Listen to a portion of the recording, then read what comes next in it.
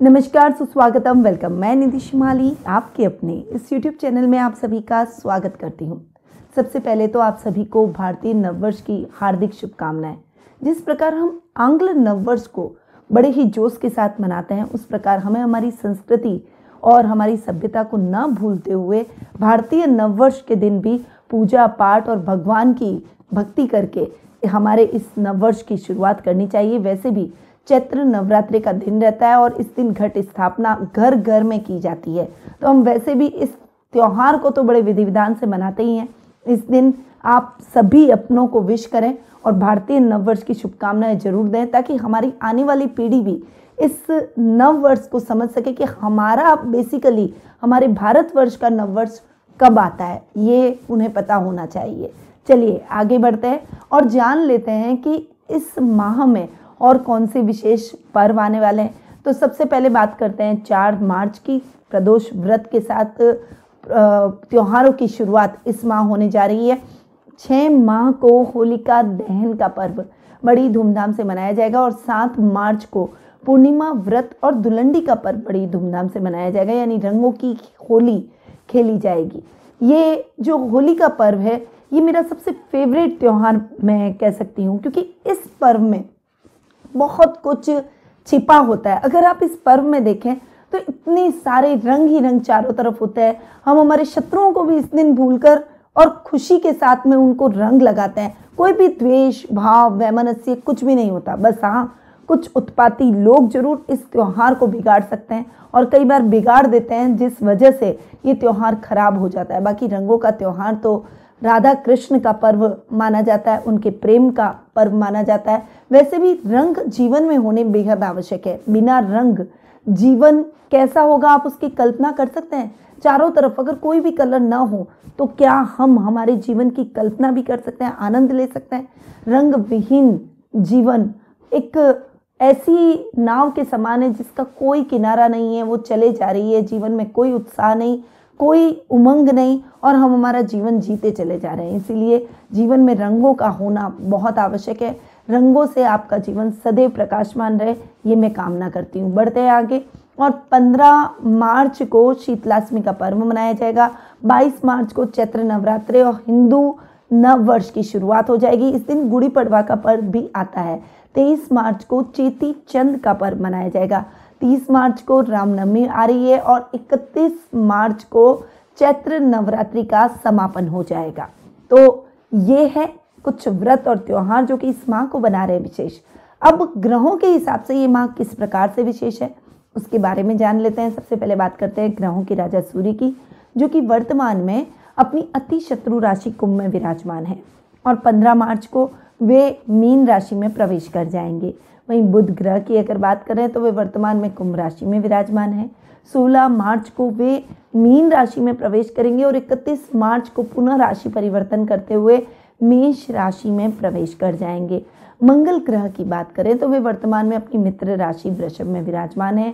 13 मार्च को वे अपनी अति शत्रु राशि मिथुन में प्रवेश करते हुए दिखाई देंगे। गुरु ग्रह की बात करें तो वे इस पूरे माह स्वग्रही होकर मीन राशि में विराजमान रहेंगे। शुक्र ग्रह वर्तमान में अपनी उच्च की राशि मीन में विराजमान है और 12 मार्च को वे अपनी मित्र राशि मेष में प्रवेश कर जाएंगे।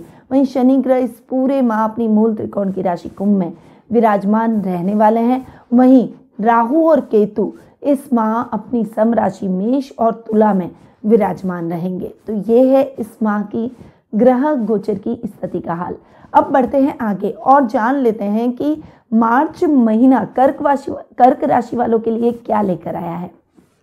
सबसे पहले राशिफल की शुरुआत करते हुए मैं आपको बताना चाहती हूँ कि ये जो मैं आपको राशिफल प्रदान करती हूँ, ये चंद्र गणनाओं पर आधारित रहता है और आपकी राशि और लग्न दोनों के हिसाब से आप इसे देख सकते हैं। समान रूप से प्रभावशाली भी है। चलिए अब सबसे पहले आपके राशि स्वामी पर ही आते हैं, जो कि चंद्रमा मन माता मस्तिष्क का कारक ग्रह होता है। चंद्रमा बहुत चंचल होता है, बहुत कम समय में यानी लगभग 2.5 दिनों में ही अपनी चाल परिवर्तित कर देता है। एक स्थान से दूसरे स्थान में चले जाता है, यानी एक राशि से दूसरे राशि में प्रवेश कर जाता है। तो आपकी भी चंचल प्रवृत्ति जरूर है, परंतु इस बार चंद्रमा आपको आपके कार्यों में सफलता जरूर दिलवाएगा, क्योंकि गुरु की पंचम दृष्टि आपकी राशि पर, आपके लग्न पर पड़ रही है, जो कि पर्सनैलिटी का भाव है। इस समय भ्रमित होने का कोई स्थान नहीं है। अपने कार्यों को कुशलतापूर्वक आप संपन्न करते हुए दिखाई देंगे। अपने आसपास के लोगों के साथ आपका तालमेल, एक बॉन्डिंग बहुत अच्छी रहेगी, जिससे प्रोफेशनल लाइफ में इसका आपको विशेष लाभ भी देखने को मिलेगा, क्योंकि बॉस आपको एक लीडर की तरह ट्रीट करेंगे और एक टीम वर्क करने का आपको मौका देंगे। और ऐसे मौक़ों की तलाश हर व्यक्ति को रहती है, क्योंकि हर व्यक्ति उन्नति के रास्ते पर आगे बढ़ना चाहता है। तो चंद्रमा के रिजल्ट इस माह आपको प्रोफेशनल लाइफ के हिसाब से तो बहुत खास मिलने ही वाले हैं, पर उसके साथ साथ पर्सनल लाइफ में भी आपके रिश्तों में अच्छा तालमेल और सामंजस्य देखने को मिलेगा। अब द्वितीय भाव पर आ जाता है। देखिए, द्वितीय भाव की अगर मैं बात करूं, द्वितीय है सूर्य, और सूर्य आधे माह तक, 15 मार्च को वो चेंज हो जाएंगे, तो आधे माह तक वे अपने ही घर को सप्तम दृष्टि से देखेंगे, क्योंकि सूर्य द्वितीय है और द्वितीय अपने से सप्तम जाकर बैठ रहे हैं। पर यहाँ पर शनि भी सूर्य के साथ बैठ रहे हैं, तो शनि की दृष्टि भी धन भाव पर पड़ेगी, और सूर्य की और शनि की दृष्टियां न्यूट्रल हो जाएगी। क्योंकि देखिए, वैसे तो सूर्य भी क्रूर ग्रह है, और दृष्टिपात करेंगे तो जहाँ पर सूर्य की दृष्टि, सूर्य का तेज कितना तेज है, प्रकाश कितना तेज है, बहुत तेजवान ग्रह माने जाते हैं, तो उनकी दृष्टि भी वैसी ही होती है। परंतु अपने ही घर को अगर वे देखेंगे तो अपने घर का भला ही करेंगे। शनि की दृष्टियाँ अच्छी नहीं होती है, तो ये दोनों दृष्टियाँ एक साथ मिलकर न्यूट्रल होती हुई दिखाई देगी, और सूर्य की दृष्टि का लाभ आपको जरूर देखने को मिलेगा। धन में निरंतर वृद्धि के पूर्ण योग बने हुए हैं। इस समय कार्य द्रुत गति से संपन्न होते हुए दिखाई देंगे। जो काम आप हाथ में लेंगे उसमें आप अच्छी सफलता प्राप्त करेंगे। हालांकि आधे माह तक पिता पुत्र के बीच में वैचारिक मतभेद रह सकते हैं, जब तक शनि और सूर्य साथ में बैठे, क्योंकि इन दोनों की आपस में शत्रुता होती है। ये भी पिता पुत्र है, इसीलिए पिता के साथ मतभेद से आपको इस टाइम पीरियड के दौरान बहुत ज़्यादा बचकर रहना है, केयरफुल रहना है। आपके पिता आपका अच्छा ही चाहते हैं, इसलिए उनकी बातों की अवज्ञा बिल्कुल भी ना करें। कुटुंब में मान सम्मान मिलेगा। वर्क प्लेस पर बड़ी अपॉर्चुनिटीज आपके लिए इस समय खड़ी दिखाई देगी। अब सूर्य जब 15 मार्च के बाद में आपके भाग्य स्थान में जाकर विराजमान होंगे, तब वे गुरु के साथ में युति करते हुए दिखाई देंगे, और सूर्य और गुरु की युति आपको रिसर्च से संबंधित कार्यों में बहुत अच्छी सफलता दिलवाएगी। जो युवक युवतियां इस समय गवर्नमेंट जॉब की तैयारी करना चाहते हैं, या उसके एंट्रेंस एग्ज़ाम दे रहे हैं, या रिजल्ट का आप इंतजार कर रहे हैं और रिजल्ट आना है या एग्ज़ाम होना है, तो वो सभी परिस्थितियां आपके लिए बहुत ही सकारात्मक होती हुई दिखाई देगी। पर सूर्य आपके धनेश हैं और धन भाव का स्वामी अपने से अष्टम जाकर बैठेगा, और इस समय जब अपने से अष्टम सूर्य बैठेंगे तो आपको बहुत केयरफुल रहना है, यानी निवेश करते समय सावधानी रखें। गुरु के साथ है, इसीलिए समझदारी से ही निर्णय लेंगे, पर फिर भी आपको एक दो किसी अनुभवी व्यक्तियों की सलाह लेनी ही चाहिए, या फिर अपने घर के बुजुर्गों की सलाह लें, अपने माता पिता का आशीर्वाद लेकर उनसे सलाह मशवरा करके कोई भी निर्णय पर पहुंचे। यानी जल्दबाजी में किसी भी प्रकार का निर्णय आपको नहीं लेना है, बस इससे बचकर आपको चलना है। अब आते हैं तृतीय स्थान पर। देखिए, तृतीय भाव की अगर मैं बात करूं तो तृतीय है बुध, और बुध जाकर बैठे हैं शनि और सूर्य के साथ में। देखिए, ये जो टाइम पीरियड बुध का है, क्योंकि बुध 16 मार्च तक यहाँ पर रहने वाले, 16 मार्च को चेंज होंगे और आपके भाग्य स्थान में आएंगे, पर 16 मार्च तक का जो समय रहेगा बुध का, वो समय इतना अच्छा नहीं है, क्योंकि बुध एक सौम्य ग्रह है, और बुध के साथ कौन बैठे हैं? सूर्य और शनि, और ये दोनों ही क्रूर ग्रह हैं। दो क्रूर ग्रहों के बीच में एक सौम्य ग्रह फंसा गया है। इस समय आपको अपने छोटे भाई बहनों से किसी भी प्रकार के मतभेद में नहीं पड़ना है, उनके साथ एक अच्छा तालमेल बनाकर चलें। पैतृक संपत्ति संबंधी विवादों को उकेरने का प्रयास न करें, यानी उन्हें बड़ा न बनाएं, क्योंकि वे आपके लिए नेगेटिव ही निकलेंगे। ऐसे विवादों का निपटारा आपके पक्ष में नहीं जाएगा। अगर ये समय आपके लिए सही नहीं है तो ऐसे कार्यों में संलग्न होने से भी आपको बचना चाहिए। इस समय कोई भी इम्पोर्टेंट या बड़ा काम आपको नहीं करना है, किसी भी कंट्रोवर्सी में, पॉलिटिक्स में आपको नहीं फंसना है। बहुत ज़्यादा आपको केयरफुल होकर चलना पड़ेगा। राजनीति से जुड़े हुए लोगों को भी इस समय अपनी वाणी पर संयम करते हुए आगे बढ़ना है। ऐसा कोई भी बयान आपको नहीं देना है जिससे आपको ट्रोल किया जाए और आप उसी अपने ही वाणी के चक्कर में, अपने ही शब्दों के फेर में फंस जाए। इसीलिए बहुत संभल कर रहने में ही बुद्धिमानी है। पर चूंकि बुध बुद्धि के दाता ग्रह है, बुद्धि के स्वामी गणेश जी का हाथ बुध के ऊपर है, बुध के अधिपति देवता गणेश जी हैं और बुध 16 मार्च को चेंज हो जाएंगे। चेंज होके कहाँ आके बैठेंगे?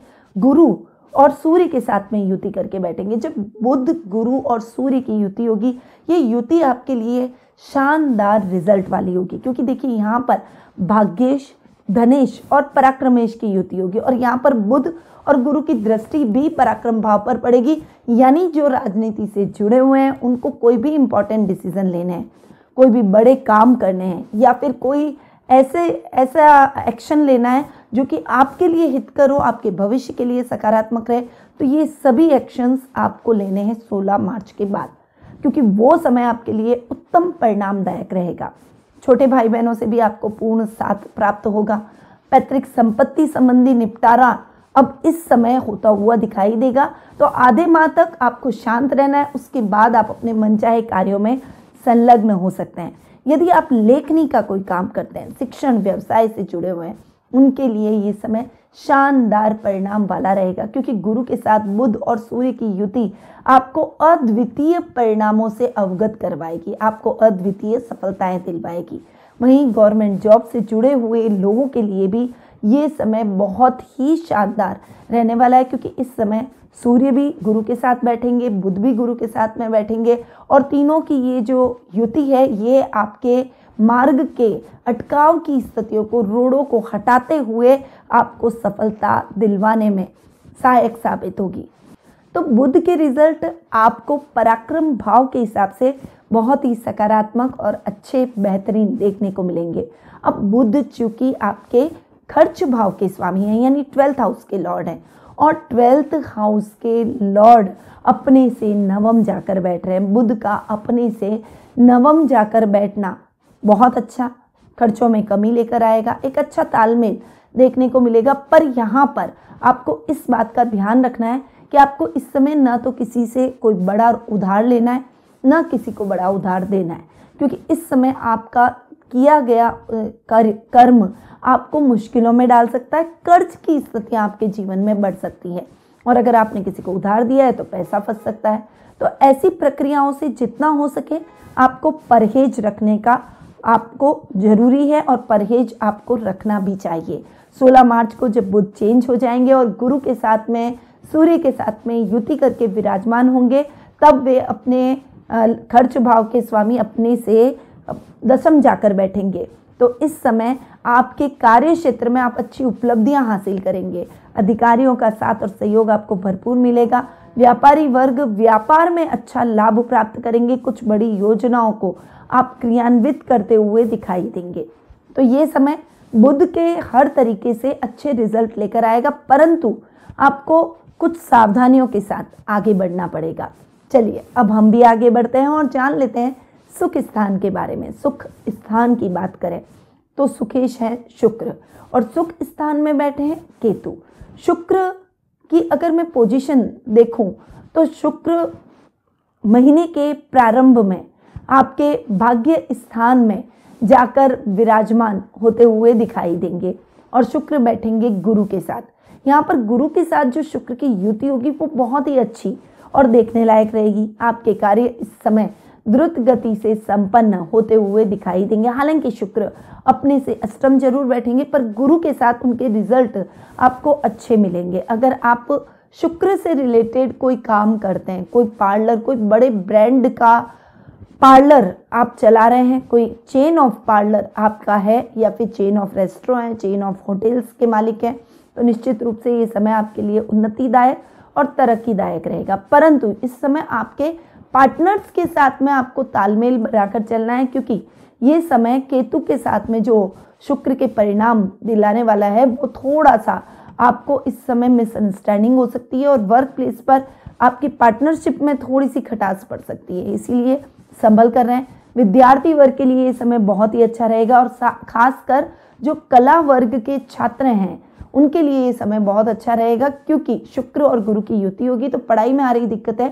खत्म हो जाएगी और आपको रिजल्ट और भी अधिक बेहतर और अच्छे देखने को मिलेंगे। अब शुक्र चूंकि आपके सुखेश होने के साथ साथ लाभ भाव के भी स्वामी हैं और लाभेश अपने से 11वें जाकर बैठ रहे हैं। शुक्र का अपने से 11वां 12 तारीख तक जाकर बैठना आपके लिए बहुत ही अच्छे परिणाम लेकर आएगा। हालांकि इस समय 11वें भाव में शुक्र गुरु के साथ में युति कर रहे हैं, तो जो लोग कोई अपना खुद का स्टार्टअप शुक्र से रिलेटेड खोलना चाहते हैं, चाहे वो टिफिन सर्विस हो, ट्रैवल बिजनेस हो, फूड का बिजनेस हो, होटल व्यवसाय हो, रेस्टोरेंट हो या फिर कोई कला से संबंधित कार्य हो, उसमें आपको निश्चित रूप से सफलता मिलेगी, क्योंकि लाभेश शुक्र अपने से 11वें जाकर बैठेंगे। पर उसके बाद 12 तारीख के बाद का समय न सुख स्थान के हिसाब से अच्छा है, न ही आपके लाभ भाव के हिसाब से। कारण क्योंकि शुक्र जाएंगे राहु के साथ में और आपके कर्म भाव में बैठेंगे। शनि की तीसरी दृष्टि शुक्र और राहु के जड़त्व योग पर बनेगी और ये योग आपके लिए इतना अच्छा नहीं है। इसीलिए इस समय आपको कोई भी कार्य करने से पहले बहुत सावधानी रखनी है। कुछ छोटे छोटे आपके खर्चे भी आ सकते हैं, पर इन खर्चों को बड़ा बनाने का प्रयास बिल्कुल भी ना करें। बजट देखकर आपको इस समय चलना है। माँ के साथ वाद विवाद की स्थितियों से भी आपको इस समय बचना होगा। वहीं लाभेश अपने से 12वें बैठेंगे, राहु के साथ में जड़त्व योग बनाएंगे। जड़त्व योग पर शनि की दृष्टि पड़ेगी, तो ये समय आपकी लाभ की स्थितियों में भी फ्लक्चुएशन ला सकता है। इसीलिए इस समय जो भी निवेश करें, जो भी कार्य करें, उसमें सोच समझकर आगे बढ़ें। कोई भी बड़ा निवेश करने से बचें। रूटीन में चल रहे कार्यों को ही पूर्ण करने का प्रयास करें। अब आते हैं पंचम भाव पर। देखिए, पंचम भाव की बात करते हैं तो आपकी कुंडली के अंदर मंगल योग कारक है, क्योंकि पंचमेश भी है और कर्मेश है, और कर्मेश और पंचमेश मंगल लाभ भाव में जाकर विराजमान हो रहे हैं। मंगल का लाभ भाव में जाकर बैठना, वो भी आधे माह तक, यानी 13 तारीख तक मंगल आपके लाभ भाव में बैठेंगे और वहां पर भी बहुत अच्छे रिजल्ट देंगे, क्योंकि पंचमेश का लाभ में जाकर बैठना करियर को लेकर कोई शुभ समाचार दिलवा सकता है। संतान से संबंधित शुभ समाचारों की प्राप्ति हो सकती है। खासकर जो साइंस के स्टूडेंट है उनके लिए ये समय बहुत ही अच्छा रह सकता है, और तकनीकी शिक्षा से जुड़े हुए छात्रों के लिए भी ये समय बहुत ही शानदार और सुखद परिणामों से भरा रहेगा, क्योंकि ये समय मंगल के रिजल्ट को और अधिक बेहतर बनाएगा।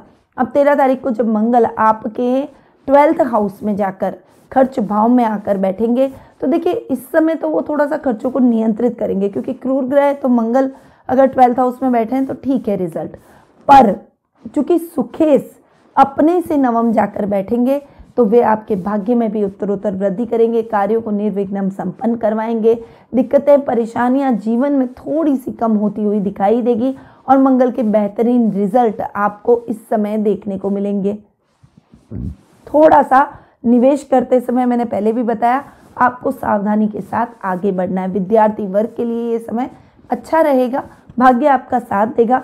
कोई टेक्निकल प्रोग्रेस आपकी होती हुई दिखाई देगी और उससे संबंधित आपको शुभ समाचारों की प्राप्ति भी होगी। तो मंगल के रिजल्ट आपको पंचम भाव के हिसाब से बहुत ही अच्छे मिलेंगे। अब मंगल चूंकि कर्म भाव के भी स्वामी हैं और कर्मेश अपने से एक घर आगे जाकर बैठे, बहुत बढ़िया, और उसके बाद में कर्मेश अपने से तृतीय जाकर बैठेंगे तो भी बढ़िया। तो मंगल के रिजल्ट कर्म भाव के हिसाब से बहुत अच्छे रहेंगे। पर यहाँ पर आपको बता दूं कि शुक्र राहु का जो जड़त्व योग बन रहा है वो कहीं ना कहीं थोड़ा सा काम में अटकाव की स्थितियां ला सकता है। कहीं अधिकारियों के साथ मनमुटाव पैदा कर सकता है, कहीं कुछ काम आपके अटक सकते हैं, कुछ कठिनाइयां जरूर आ सकती है, पर आपके हौसले चूंकि बुलंद है, आप रिस्क लेने की क्षमता रखते हैं, इसीलिए आप अपनी कार्यों में सफलता जरूर अर्जित करेंगे। मंगल के कारण आपको बहुत ही अच्छी और अप्रत्याशित सफलता इस समय देखने को मिलेगी और जो भी काम आप हाथ में लेंगे उसे पूरा करके ही दम लेंगे, यानी आप अपने टारगेट को सुनिश्चित करते हुए अपने जीवन में आगे बढ़ेंगे। अब आते हैं आपके रोग भाव पर। अब रोग भाव की बात कर लेते हैं। रोग भाव के स्वामी हैं गुरु, और गुरु अपने से चतुर्थ जाकर बैठे। गुरु का अपने से चतुर्थ जाकर बैठना बहुत ही अच्छा, परंतु पर यहाँ पर यदि मैं देखूं तो राहु की नवम दृष्टि रोग भाव पर पड़ रही है।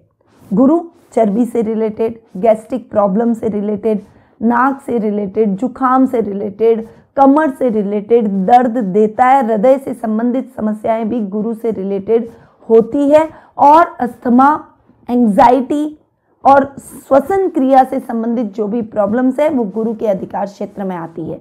इसलिए इन समस्याओं से संबंधित रोगियों को विशेष रूप से ध्यान देने की आवश्यकता है। बहुत ज़्यादा अनर्गल प्रयास करके अपने रोग को बढ़ाने का प्रयास बिल्कुल भी ना करें, क्योंकि अगर ऐसा किया तो दिक्कतें और ज़्यादा बढ़ सकती है।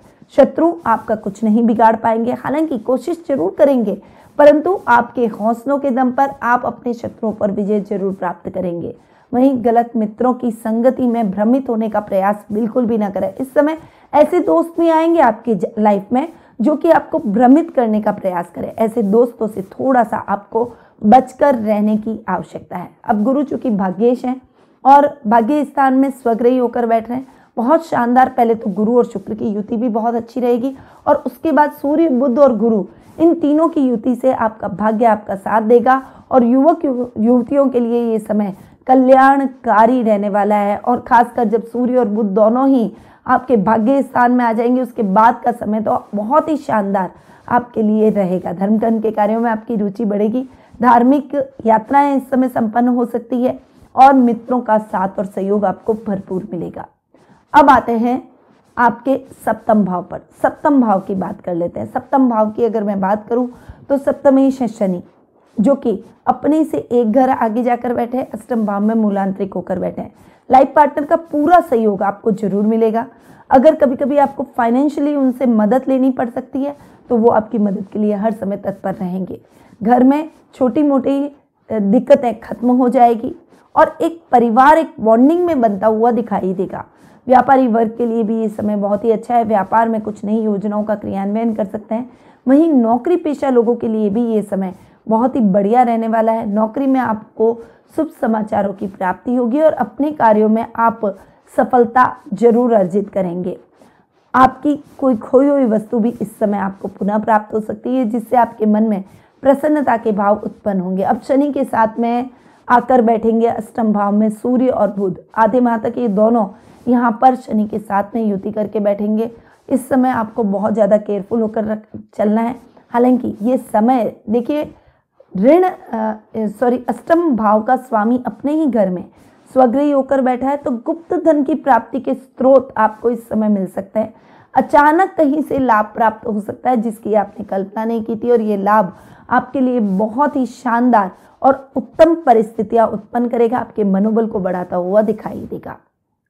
तो ये था कर्क राशि वालों का मार्च माह का मासिक राशिफल। अब आ जाते हैं कुछ शुभ तिथियों पर कि कौन सी तारीखें आपके लिए लकी रहने वाली है। 3 से 10 तारीख, 13, 14, 17, 18, 21 से 27 तारीख और 31 तारीख, ये तारीखें आपके लिए बहुत ही लकी रहेगी। वहीं अशुभ तारीखों के बारे में भी जान लेते हैं तो 1, 2, 11, 12, 15, 16, 19, 20, 28 से 30 तारीख, ये तारीखें आपके लिए थोड़ी सी अनलकी है, इसीलिए थोड़ा संभल कर रहे हैं। अब शुभ रंग पर आते हैं तो शुभ रंग आपके लिए इस माह लाइट शेड जो भी होते हैं, सफ़ेद, cream, light yellow, lemon yellow, ये कलर आपके लिए बहुत ही शुभ रहने वाले हैं। इन रंगों का उपयोग आप अपने कोई भी इम्पोर्टेंट काम में कर सकते हैं। अब आते हैं उपायों पर कि आपको उपाय क्या करने चाहिए। तो पूर्णिमा का व्रत आप जरूर रखें। सोमवार के दिन चांदी के पात्र में पानी में शक्कर मिलाकर पीपल के पेड़ में जरूर अर्पित करें। मून स्टोन रत्न चांदी के अंदर बनवाकर आपको जरूर अपने गले या फिर अंगूठी के रूप में धारण करना चाहिए। वहीं रात्रि में चंद्रमा जी को अर्घ आपको जरूर देना चाहिए। तो ये कुछ उपाय हैं जो कि आपके इस माह को बना सकते हैं उत्तम और सर्वश्रेष्ठ। परंतु ये उपाय हैं मासिक राशिफल के अनुसार। अगर आप अपनी जन्म कुंडली और गोचर की स्थिति के आधार पर अपने प्रश्नों के उत्तर प्राप्त करना चाहते हैं तो आप मुझसे टेलीफोनिक अपॉइंटमेंट के माध्यम से जुड़ सकते हैं। स्क्रीन पर फ़ोन नंबर और वेबसाइट एड्रेस हमारा दे रखा है। मेरी वेबसाइट है www.panditnmshrimali.com। वहाँ जाकर भी आप अपॉइंटमेंट बुक करवा सकते हैं और आप इन नंबरों पर भी संपर्क करके अपना अपॉइंटमेंट बुक करवा सकते हैं। अब मैं अपनी वाणी को यहीं विराम देती हूँ। ये रंगों का त्यौहार और चैत्र नवरात्रे ये आपके लिए शक्ति का संवहन करे। रंग विहीन कभी भी आपका जीवन ना हो और रंगों से आपका जीवन सदैव भरा रहे। इन्हीं शुभकामनाओं के साथ निधि श्रीमाली का नमस्कार।